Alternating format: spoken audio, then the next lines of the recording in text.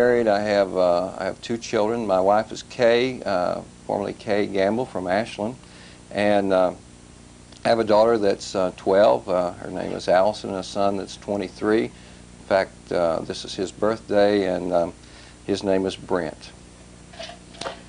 What do you consider to be the issues in this campaign, the major issues? I realize that there are a lot of issues this fall in all campaigns, but what do you consider to be the major issues in your campaign for re-election?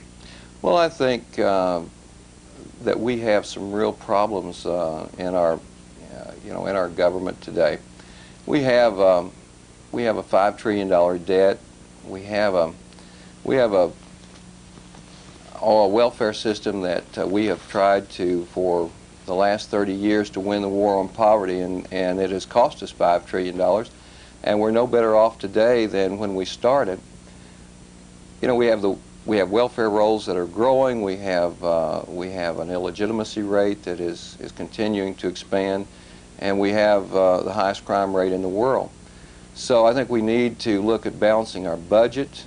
We need to look at changing welfare as we know it, and moving to a system of workfare instead of welfare. And then there's some other things that I think are very important that I'm very concerned about, and the military is one. I think we have cut too deep in our military, and we are leaving ourselves, I'm afraid, defenseless in certain areas. In regard to those issues that you have enumerated, which ones are you and your opponent, Mr. Atkinson, differing on? Well, you know, I think that balancing the budget, probably, I know he has said that he would think that balancing the budget would be the primary goal. But we differ on it in I think in the ways of doing it.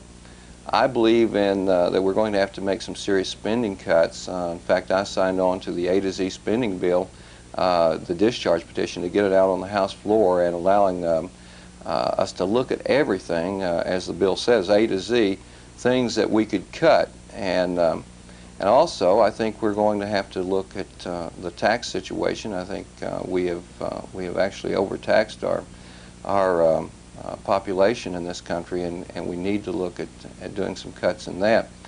But I know I have been criticized by my opponent on the A to Z spending cut bill, because he has said that T for tobacco could be in that, and S for Social Security could be in that. But that isn't the case.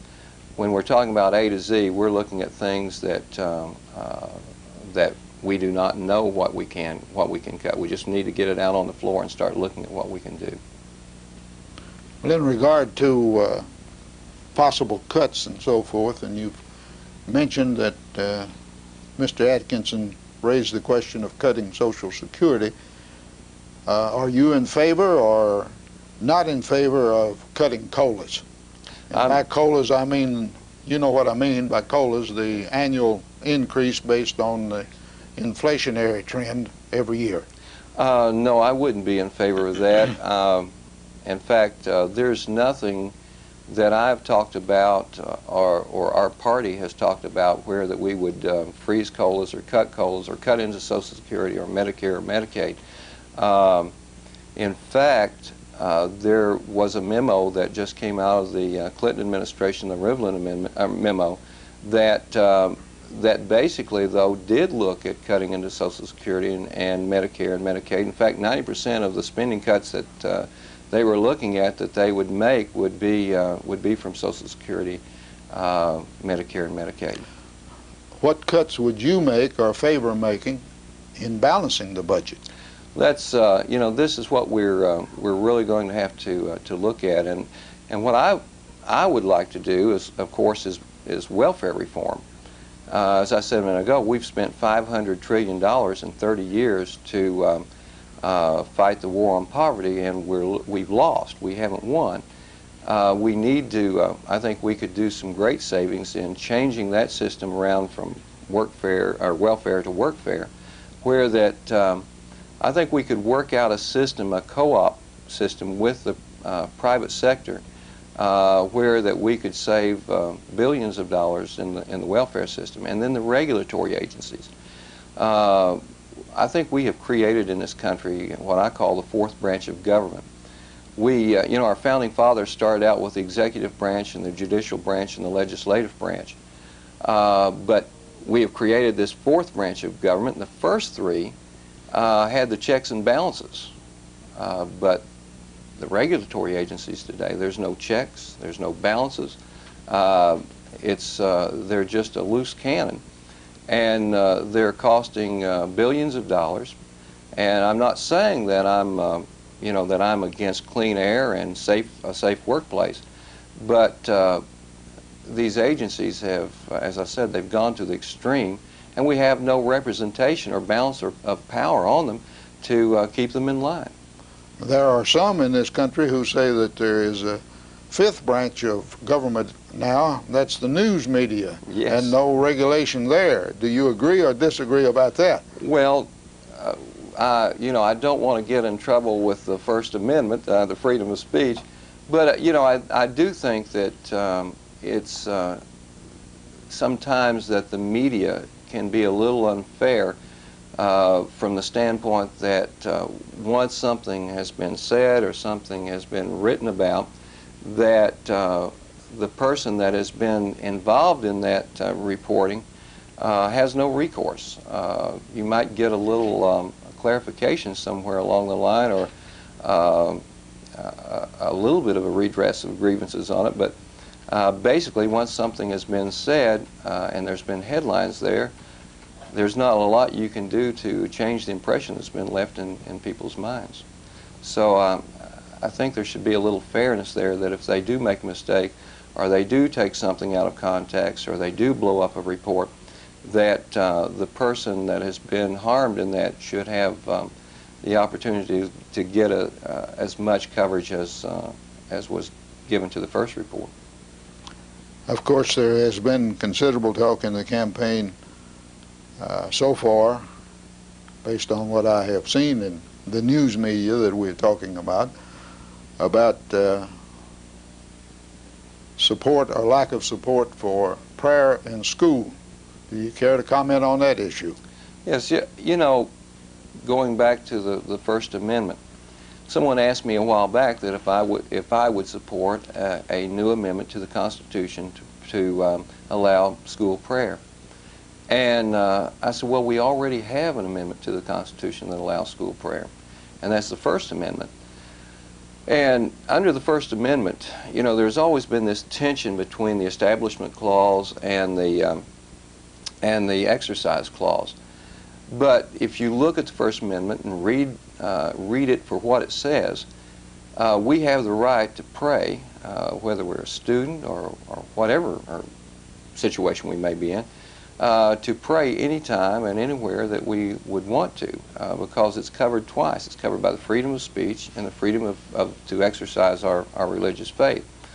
So I think the problem is a misunderstanding of what prayer is. Prayer is actually a conversation with God, and sometimes I think it takes on a definition as something formal and something that you know, you have to bow your head and do it in a certain way. But basically, prayer is a conversation with God, and I think we all have the right, wherever we're at, whether we're in a public place or a private place, to exercise that under the First Amendment. Well, what would you propose doing to change or improve the situation as it exists now? Well, I think exercising it, you know, informing people that they do have that right, that the court, I think, has been talking about a formal situation where there's prepared prayer, and individuals leading children or others in a particular prayer or a form of prayer. But again, I think that our children should know, and all of us should know, that the government cannot interfere with our right to speak to God in our prayer conversation anytime and any place we want to. And I think if that issue would be, if it would be pressed, that the courts and the legal system in this country would be hard pressed to try to do anything about that. Well, would you be in favor of using public money, public expenditures for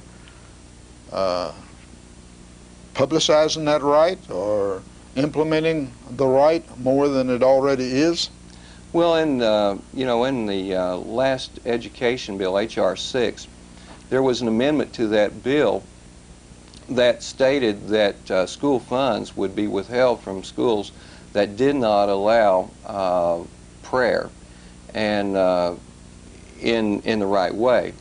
And I think basically that's what you're asking there. That's part of that bill, and the bill passed, so it is in law right now. And as I recall, you were for the bill. No, I voted against the bill. You voted against the bill? I voted against it, and the reason I did, because I don't think that the federal government should be involved to the extent that H.R. 6 wanted to be involved in local and state education. I'm very suspicious of the central government, the federal government, being involved to that extent. I think education has always worked better through the state, through the local community, where that the people that are involved in it and at close hand can handle it better than some central bureaucratic organization in Washington. Let's go back to the welfare reform. How would you propose to do that? Welfare reform, I think we're going to have to start with the realization that it hasn't worked. Welfare hasn't, and the only way that I think we can get people off the dependency upon the federal government is to give them an opportunity. And I think a lot of people are really wanting to break free of that dependency. And the way we can do that, as I said, I think we can supplement and co-op an income with the private sector, allowing private sector employers to train individuals that would come out of the welfare system, train them for 2 years, allow them to have real jobs, not some makeshift government job that's just created to give them something to do, but something that's really going to train them, allow them to go out, make a living for themselves and their families, and use those God-given gifts and talents that that makes a person feel good about themselves. And it would cut the cost of welfare tremendously. I know the President's plan, he's talked about this. He talked about it just before we closed out the 103rd session of Congress. But the President's plan really deals with makeshift government jobs. It's going to cost $9 billion to implement, and I think the whole idea of getting serious about welfare and cutting expenses is to cut the cost and not create more bureaucratic expense. So I think if we could do that with the private sector, we could save anywhere from $27 billion to $70 billion, just because we'd be cutting down on the expense of government to supplement the income of individuals. And if we can give tax credits to the private sector, we would go a long way to really getting people away from the welfare system and moving them out to the private sector economy. So the method that you would propose to get the private sector involved would be tax cuts for employers. Tax credits for those. Or tax credits, I mean. Yes, for those the pay that they would be supplementing the welfare money that we would. And this wouldn't be, after 2 years, it wouldn't be cutting them off immediately after they got the training and the experience, but it would allow them to be weaned off the welfare system. What are you going to do about the mothers of young children who some have illegitimate ones and some legitimate? That's true, and I talked the other day about our welfare system the way we know it now. I think we're going to have to make people responsible for their actions. And after after a couple of children, we're going to have to say, look, if you have any more, we can't afford to continue to pay you for each child. And I think that would maybe give them the incentive not to continue to do that. And again, encourage them with training and allow them to work in this system of, as I said, with the co-op, with the private sector. And you know, if they have a couple of children, this would be a good thing too. We could take mothers that are on welfare right now that have children, and train them and use them to be daycare centers for mothers that are getting training and experience. I understand that you were co-sponsor of a bill limiting terms. Yes. In Congress. Yes. I think term limits is a great idea, because our founding fathers never meant for the House of Representatives or the Senate to be career positions. They wanted citizens legislators to come out of the private sector, serve their country for a period of time, and then go back out into the country and the society and serve and do the things that they were doing before, without looking to the self-interest of continuing in a career situation in politics. Now, another thing that I think is good about the term limits is that it would level the playing field for each state. It would not allow individuals to build up these strong positions of authority and power in the chairmanships, and it would make every state be a little bit more even in their opportunities to receive some of those tax dollars back that they pay in to the federal government. And I've been criticized on that from the standpoint that people have said, well, we would not have these powerful chairmanships because if we can't elect someone over and over and over again until they get the years in to be a chairman, then we're not going to get our fair share. Well, I don't think that's a good argument. The reason I don't is because 60% of all the chairmanships in the House of Representatives right now is made up of the large states. In fact, California has 26% of the chairmanships. So that argument just doesn't hold water. But what does hold water is that having term limits and then working out a system of rotating chairmanships so that all the states would be represented at that level would make all the sense in the world, I think. What term limits were in the bill that you were co-sponsor? I've signed on to two. One was a 6-year term limit, and the other one was a 12-year term limit. And I would be for either one of those, whichever one we could get through, or an 8-year. But no more than 12 years. I think that would be long enough for anyone to serve. You mean in the House? In the House. What about the Senate? The Senate, I believe that a 12-year term limit, 2 terms would be good for them. That would be two terms, yes. Well, a question that comes to my mind immediately, Lynn.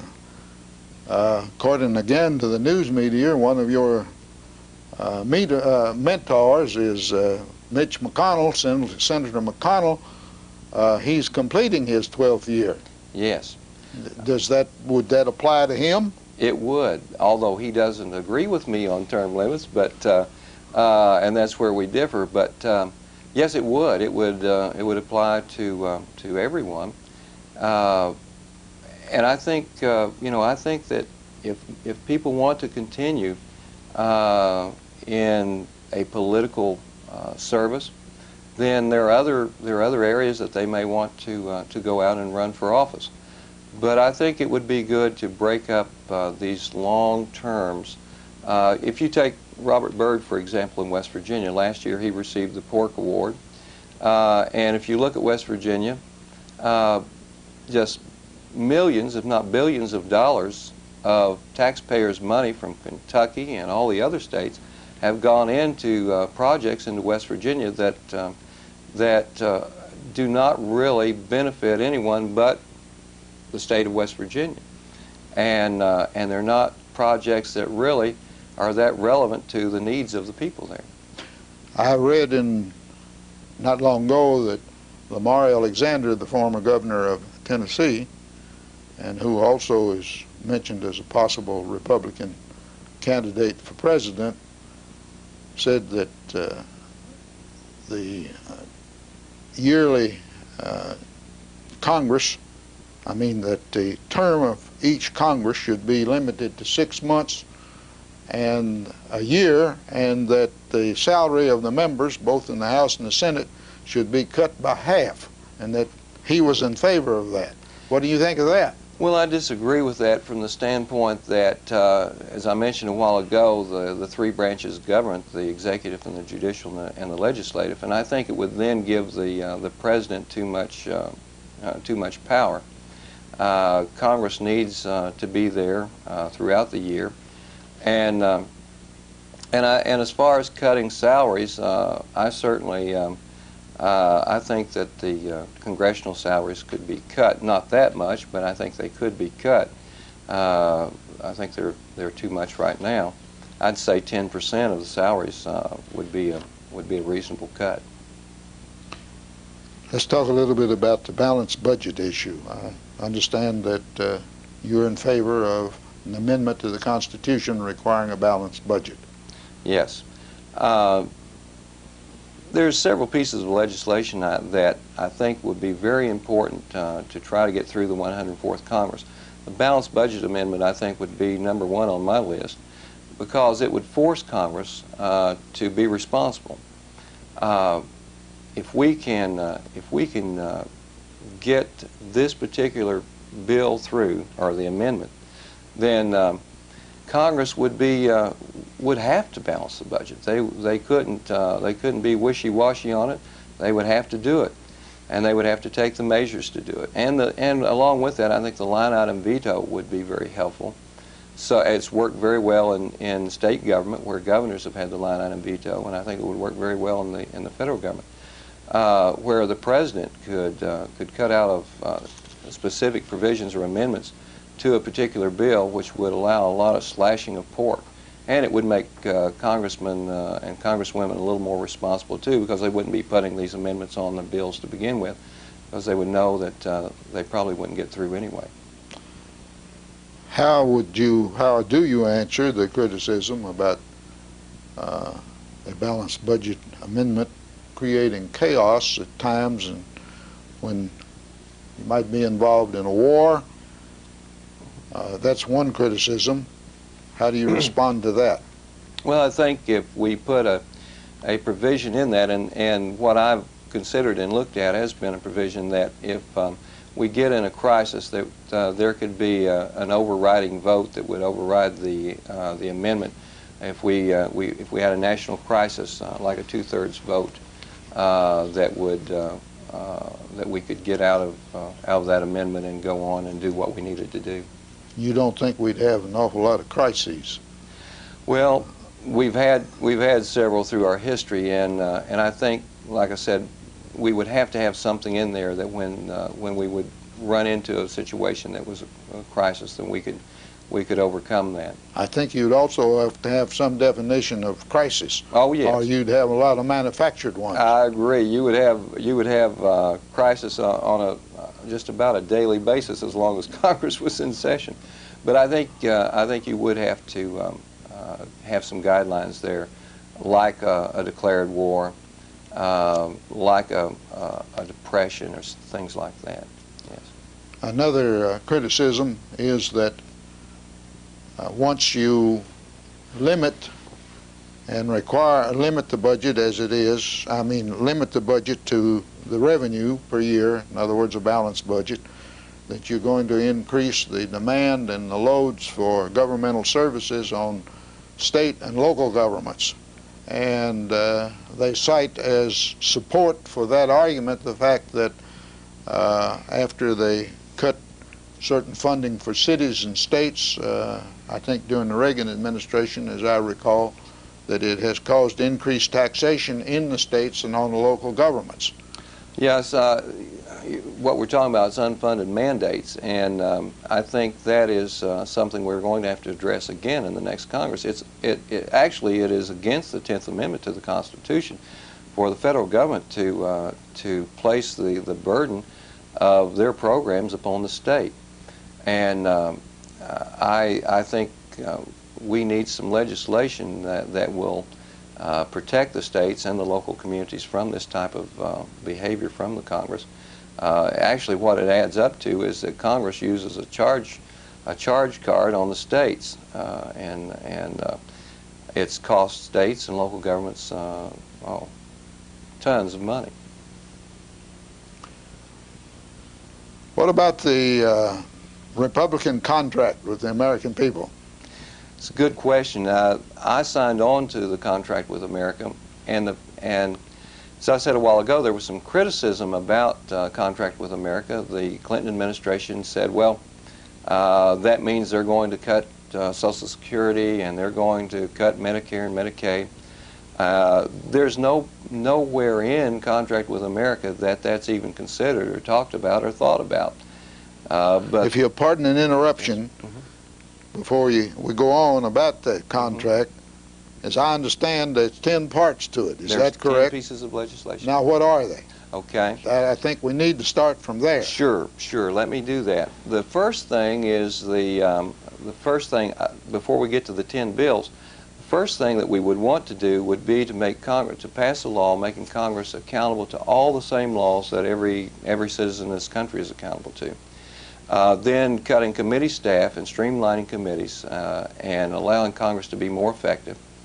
And then the first bill in the contract with America was the balanced budget amendment.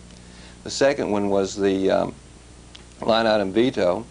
The third was cutting the capital gains tax. The fourth was the, I believe, reforming welfare. Then I think we had the $500 tax credit for families with children for each child. Building back up the military. We have cut our military into the bone. Perry said the other day we couldn't fight on two fronts with the military situation today. And I know we've gone past the flesh and the bone and into the marrow, and I'm very concerned about that. Then the reforming welfare, the line item veto, and regulatory agencies, reforming and getting those regulatory agencies, as I talked about a while ago, back in some type of control of elected and representatives, elected officials and representatives. Wasn't there a part of that contract to a pledge to take back Congress from special interest? Yes. In fact, we had a lobby reform act the last few days of Congress, and I voted for it. And I think we need to do that. Congress needs to be free to represent the people in their district, and I think, of course, that bill didn't make it through the Senate, but I believe that's one of the first things that we need to bring back up in the 104th and get it through. Now, I did, after I voted for that bill, I did write a sense of Congress resolution to request that in the 104th Congress, if the bill did pass in the 103rd, that one of the first things that we would look at would be to cut out of that bill a provision that I was very concerned about, and that provision was where that it left a possibility of grassroots organizations and individuals not being able to petition their representatives, which would have been against the Constitution. So, of course, as I said, the bill didn't make it through the Senate, and I think in the 104th Congress that provision will be one of the first things that will be taken out, and we will just vote as far as the lobby reform bill just for lobbyists, registered lobbyists. When this contract was proposed by Representative Newt Gingrich, I believe you were in Washington and signed it. Yes. I signed it on the, I was there on the Capitol steps. And this pledge was contained in that. Yes. Then it was reported in the paper, and I don't know whether this is true or not, but because I take certain things that I see in news media with a big grain of salt sometimes. Right. But it was reported in the paper that right after the signing that he, as well as many others who signed it, attended a meeting sponsored by 10 or 15 large corporations, $5,000 table dinner to raise funds for your party and the people who had signed that. How do you square that with the pledge? Isn't there some hypocrisy there? Well, I think what the situation is, as far as lobbyists are concerned, the difference there, we're getting back on the PAC groups and the lobbyists. Now, PACs, there was a separate bill, and that was over in the Senate, and that was dealing with campaign finance reform. And campaign finance reform was different than the Lobby Reform Act, and of course that didn't pass the Senate. And I believe, and I wasn't involved in that piece of legislation because it was before I got there in the House, and then it went over to the Senate. And again, it failed. I think they did some filibustering over there.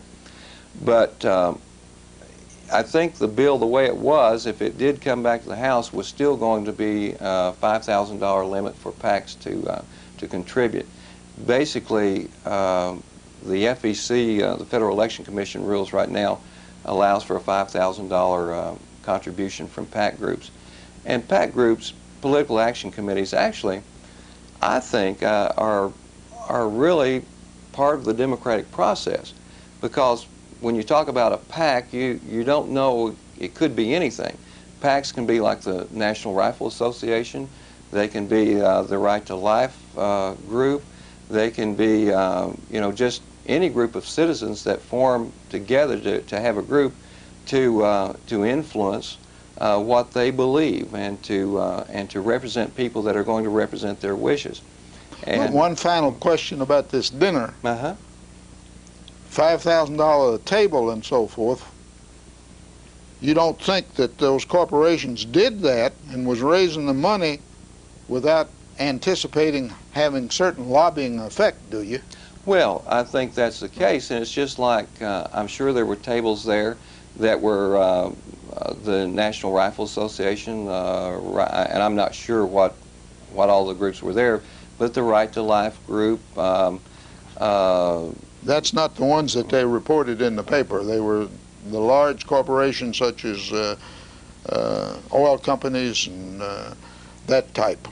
Well, I will agree with you. I think any group or corporation or whatever, when they give to any campaign, such as President Clinton and the Democratic Party, the law is now that candidates and campaign committees can take $5,000 contributions. So it's across the board. It just wasn't the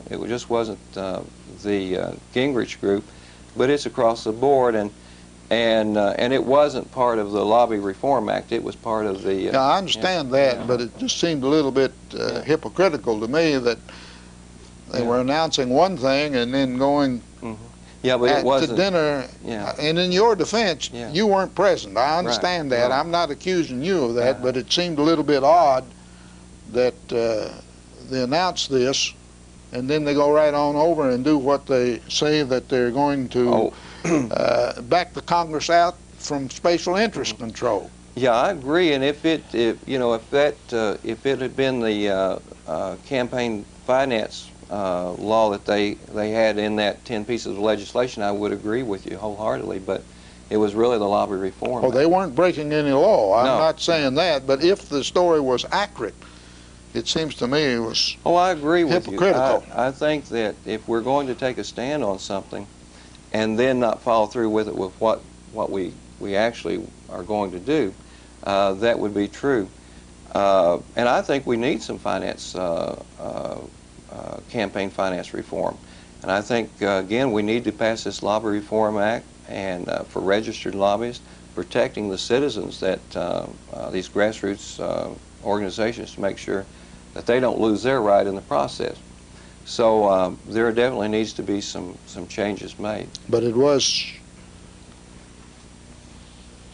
essentially the Republicans, that is Senator Dole and Mitch McConnell, Senator McConnell, that blocked the passage of those two bills as far as the Senate's concerned. Isn't that correct? Absolutely. But as I understand you now, you were not in agreement with them. No, because I voted for the Lobby Reform Act, again, with the provision that when it does come before the House in the 104th, that one provision would be taken out to make sure that the American citizens wouldn't be hurt. There's been much comment about gridlock. What do you have to say about gridlock?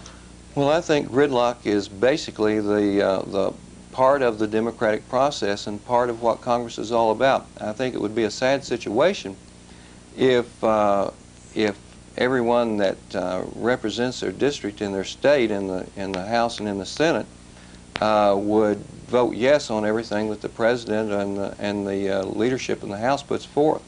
That's what the loyal opposition is there for, to make sure that bad legislation doesn't make it through. And I really think gridlock is a good thing, because if we didn't have it there, can you imagine the bad bills that would be passed and fostered upon this country?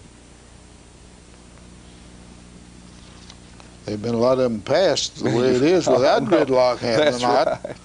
That's right, and thank goodness that there is some protection there to keep more of them from going through. Let's talk about foreign policy a little bit. You've alluded to it 2 or 3 times already. And we also want to talk about defense. Several things we want to talk about yet, and we're probably not going to have time to cover them all, but I'm not surprised at that. Right. In regard to Haiti, were you in favor of going into Haiti or against it? I was against it. I didn't see any vital national interest there, and our foreign policy from the very beginning of this country has been based on that one thing, that we do not get involved in another country's affairs unless there's a vital national interest, that there is a threat to our nation there. And Haiti just didn't meet that criteria. I think what we have done has not served the Haitians or anyone. I think the foreign policy of the President was very much off the mark. What we did, we actually forced the situation there when the President embargoed Haiti. It caused, the supplies of food and medicine and things not to be able to make it into Haiti, and the people were starving. And I don't blame them for taking boats or anything they could get that would float to try to get to this country to get some food. So we had this massive influx of Haitians trying to get in because of the condition in their country, and it wasn't because of basically because of the military dictatorship there, because it didn't happen until we put the embargo on. So I think we created a bad situation and then went in, and I'm just glad that we didn't have any American casualties, and I'm glad that the things worked out the way they did. But we're not out of it, and I don't know how long we're going to have to stay there. I don't know how many billions of dollars we're going to have to spend, and I just think it was a bad foreign policy. There was a resolution in the Congress once the troops got there supporting the troops. Am I not correct? Yes. Were you for or against? Well, the resolution was a mixture. It was a mixture of supporting the President's policy and supporting the troops. And I voted against it because I was against the president's policy. I supported the troops. So I wrote a piece of information there to be placed in the congressional records, stating that I supported the American troops wholeheartedly, but I was very much against the president's policy there. What, in your judgment, if any, is the difference in going into Haiti and Somaliland? I don't think there's much difference at all. We can't really be the police force of the world. We don't have the financial ability, and we shouldn't. I mean, we should not. As I said a while ago, our foreign policy has always been based upon a vital national interest for this country, and there's not much difference between Haiti and Cuba. Cuba has a military dictator. It's not a democracy, and all the reasons that we went into Haiti, all the stated reasons, really would be the same reasons for going into Cuba or North Korea or China or any other place in the world, and we just can't do that. That's not what we're all about. Do you agree?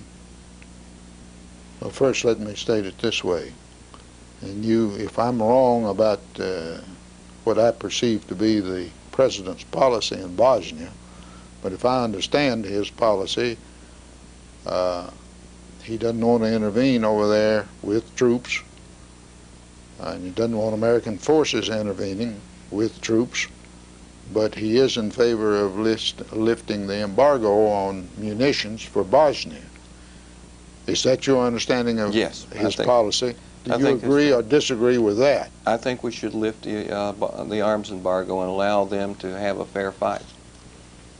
Yes. You said you thought defense spending should be increased. Why? Well, we needed to, of course, after the Cold War, we needed to cut some, but we have cut to the point, and this isn't a safe world.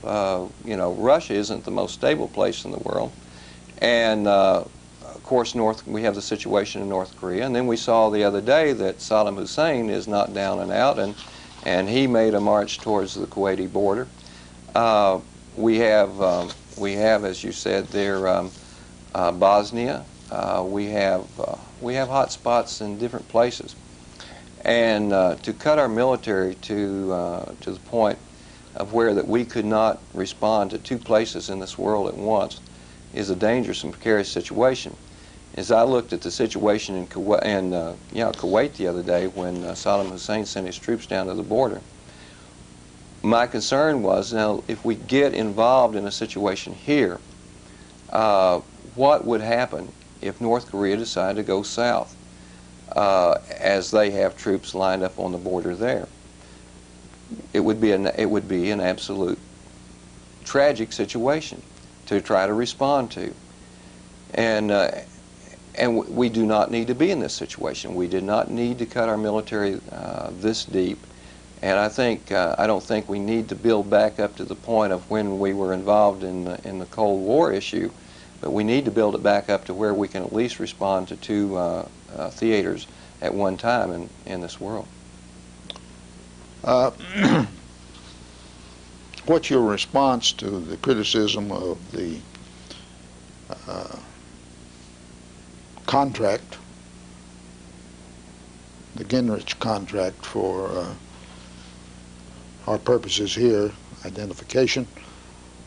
The argument that it's a replay of supply-side economics, a replay of the Reagan administration, a replay of cutting taxes, as was done in the Reagan administration, increase in national defense spending and so forth, reduction of balanced budget and so forth.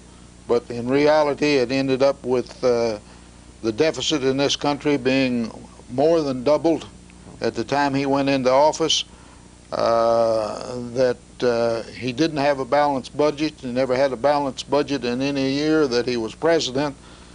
And that criticism of the contract, and I'm sure you're aware that the Democrats are really pressing that and have been the last week or 10 days. What's your response to that? Well, their criticism doesn't hold water. Number one, cutting taxes. President Kennedy in the 60s cut taxes, brought about a great economic boom, and it brought more revenue into the federal Treasury. President Reagan in 1981 cut taxes. Again, we had 12 straight years of economic growth that had never happened in the history of this nation, and the revenue into the federal Treasury went up dramatically. The reason that the debt continued, if we would have been able to hold spending during that time, we would have been able to balance the budget fairly easily. But the problem was that we were coming out of the Carter years when our military had dropped to almost a state of unrepairable circumstances. We were embarrassed over in Iran. Everything was falling apart, but we responded, built the military back up. It cost billions and billions of dollars to do it, but the result of that, and I think everyone would recognize the result of that, the Berlin Wall came down. The Soviet Union couldn't compete with our overspending. Their economy fell apart, which they didn't have much to begin with, and we won the Cold War. But it cost us. It cost us a deficit, a debt that that I think no one would say that it wasn't the case, but it really did. But we won the Cold War. Now we have the opportunity, I believe, to cut taxes again, because let me just say this. The average family today spends 40% of their income in local, state, and federal taxes. And if you include hidden taxes, many of them are approaching 50%. We can't afford any more taxes. What we need to do is cut taxes. And I'm a supply sider. I'm not ashamed to admit that. I think it works. It's been proven by, as I said, President Reagan, President Kennedy, and Arizona. They cut their taxes at the beginning of well, let's see, I think it was about 2 years ago. Their revenues are up 9%. New Jersey, they cut taxes. Their revenues are up 6%. It's proven to work. And the reason that it works, it stimulates the economy. It allows for more jobs. It allows for expansion of business and industry. And you get more dollars flowing in, and you get a stronger economy. So it works, and I'm not, like I said, not ashamed of cutting taxes. We need to. Let's talk a little bit about trade. Are you in favor of or against the GATT program that's to be debated and acted upon when you go back after the election? Yes. November the 29th, we'll be gathering back up there. And the GATT treaty right now, the treaty itself looks pretty good. It looks like things have leveled out to where we would have a level playing field. There's a few things that I'm concerned about that I want to look at a little bit more. The one thing that I am concerned about would be the World Trade Organization, that I don't think we need to lose any more of our national sovereignty. We need to protect ourselves from the standpoint that we're going to only have one vote, like every other country. But the problem is that the European Economic Community is basically a one unit economy made up of several countries. And if we only have one vote, and they can use each country as a vote, but still be that single entity economy there, then I think we might have some problems in having a balanced playing field as far as that's concerned. So my answer is I haven't decided yet. I want to make sure we have some protection on that standpoint. I think your opponent, if I recall correctly, said he was against it when I questioned him a month or so ago. I'm not absolutely sure about that, but I believe that's what he said. And of course, what is of major interest to the second district is the tobacco question. Yes. And it might be said that possibly you put your foot in your mouth on that issue when Gingrich was in, I believe, Owensboro. Right. You want to comment on that? Sure. And explain what happened and so forth and so on? Yes, I appreciate that. No, my stand on tobacco has been, if you look at my record in the House, has been solid, 100% pro-tobacco and for the tobacco farmer. I stood up and shoulder to shoulder with everyone else to fight against the Clinton health care plan that started out with a 75-cent tax on tobacco and then was compromised down to 45 cents. But I didn't feel like we needed to compromise at all because tobacco pays more than its fair share in taxes now. So I was against any tax. And for anyone to accuse me of being soft on the support system for tobacco is just totally wrong. In fact, for 2 days, along with Congressman Hal Rogers and Jim Bunning, we worked on a fellow congressman that had put an amendment into the Ag Appropriations Bill to cut tobacco supports and to cut support for research. And I talked to him for 2 solid days and told him what it would do, the tragic consequences that it would mean for Kentucky, and especially for the 2nd District, and the loss of revenue that if tobacco is not out there supplying and providing what taxes is on tobacco right now, it would hurt a lot of federal programs. So after talking to him and convincing him the problems with that amendment, he withdrew the amendment, and I think that proves the support that I have for tobacco. And what Mr. Gingrich said down there, that he said that the 45-cent tobacco tax would have been more harmful than cutting the price support program. Well, I was standing there with no research, no idea of what those figures would mean at that point in time. I was at a press conference, and the question was asked, well, do you agree with Mr. Gingrich? And I said, well, I don't have any way of knowing right now. I don't have any way of doing any study or research to find that out. And but I said, I'll go with what he says right now. But, you know, I didn't say that I supported, if he voted against the price support program for tobacco, I certainly wouldn't have been supportive of that, and never will be. 2 or 3 quick questions which I hope can be answered primarily with yes or no. The Rose proposal, for or against? I'm still trying to get a consensus from the, I'm for the Kentucky tobacco farmer, and whatever they want, that's what I want to do. So I'm still trying to get a consensus from them on that. Let me just add this. Charlie Rose said he was going to check with the Farm Bureau and farmers in his state to see what they felt about it after he made that proposal, and we haven't heard anything since, so I don't know what kind of response he got out of that. I take it from what I've seen in the paper and so forth that you have accepted contributions from PAC committees, among which is the National Rifle Association. Yes. And I think some have said extreme right religious groups.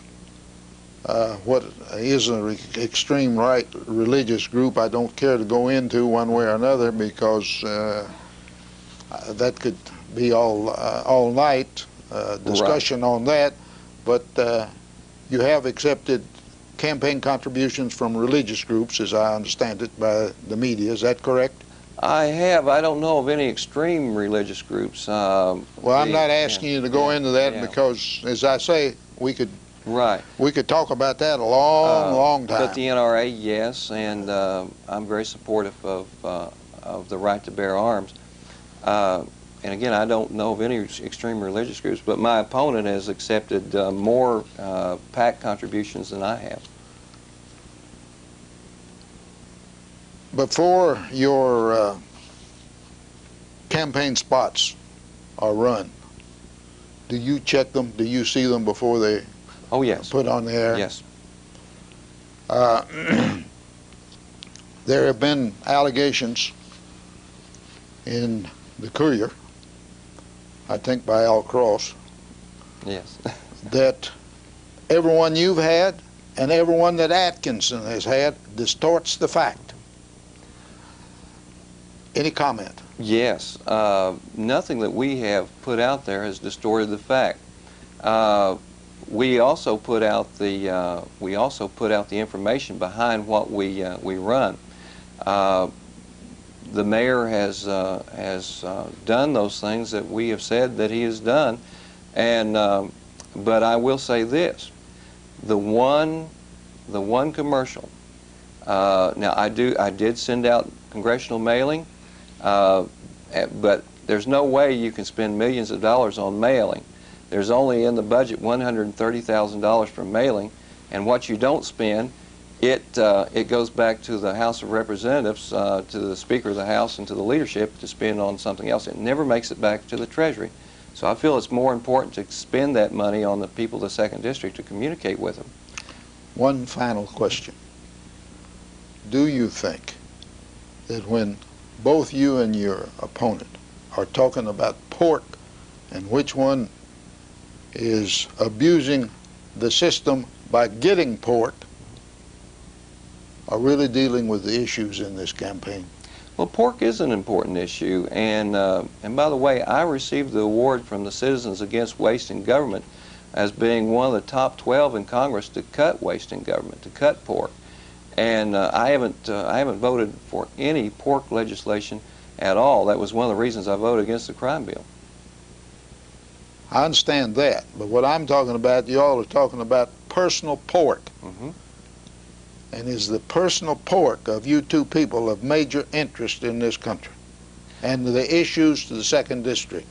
Well, I think so. When, you know, pork is a big question, and that's why we've got the debt that we have in this country. Irresponsibility on the part of representatives, and one thing that you know, for the mayor to talk about, there's no way he can accuse me of pork, because I've just given you the reasons why. But I certainly can on his part, because he's used it. My point is simply this, and we'll close with this. I certainly appreciate your being here. But of all the issues that we've discussed here tonight, and we've discussed a lot of issues, all you see on the television from either one of you is pork, pork, pork. Which one of you is getting the most pork? Yes. How in the world are you getting the issues across to the public in the 2nd District so that they can make an intelligent vote? Listen, I agree with you 100%, and the sad part about that's what it started out. The mayor came out with a complete distortion about my my mailings to the 2nd District, and it's like a debate. It's the issue started with that. We had to reply to that, and then when we replied to that, he replied back again, and then we had to reply. I really think that issues are the most important thing. It's hard to do that with a 30 or 60-second spot on TV, and it gets to basically a debate many times about something that's insignificant. Amen. So I agree. I wish we could do something about that in campaigns. Thank you a lot. I've enjoyed it. You've been very good in answering my questions, and it's been a pleasure. Thank you. My pleasure.